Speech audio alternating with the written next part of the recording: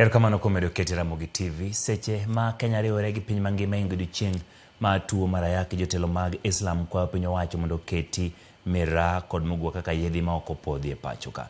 Ka giloso kinde nyasi mar Maulid e gwenge ma Bungoma, jotelo mag Islam owuok e gwenge mag Hoho mar Okak wacho ni miraa kod muguka en moko kuom gigo mamedo nyayo landruok mag kute mag ayaki. Jotelo go manotene gi jakom mar Imam gweng' ma Hoho mar Okak, Abubakar Bin, kwayo jonyuol mondo opuonj nyithindgi mondo kik donji e yedhe ma mero ji. Gikwayo piny owacho bende mondo odonjre nek mar joma mine ma osebedo ka timore pacho ka, kendo kawo okang' ne joma timo nek ma kamago.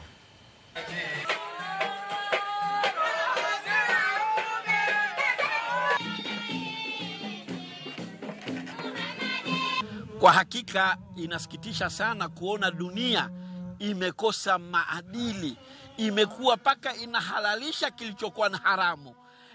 LGBTQ, mume na mume wamekuwa ati wanaoana, mke na mke ati wanaoana. Kisha tunazunguka duniani kuleta mabilioni ya pesa kutibu ukimwi, na ili hali tunaona timu za mpira zinavaa alama za kuunga mkono LGBTQ. Unatarajia nini? Hii ni mchezo wanamchezea Mungu, na ni adhabu ya Mungu itatokea ikiwa hatuko tayari kurudi mbele ya Mungu. Kuna zile kinga, lakini hizi kinga zinasahulika ikiwa watu watatumia madawa ya kulevya.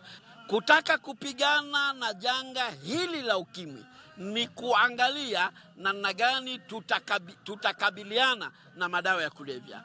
Ukikurubia kutenda mabaya, basi mwisho wako utapata ukimwi, utapata ugonjwa wa maajabu, utapata kisonono, utapata ugonjwa ambao kwamba haujulikani. Kwa sababu Mungu amesema la takrabu, usikurubie. Sasa ili tuondokane na janga hili, kwanza turudi kwa Mungu. Tusimame katika njia ya Mungu, tumwangalie Mungu anataka nini.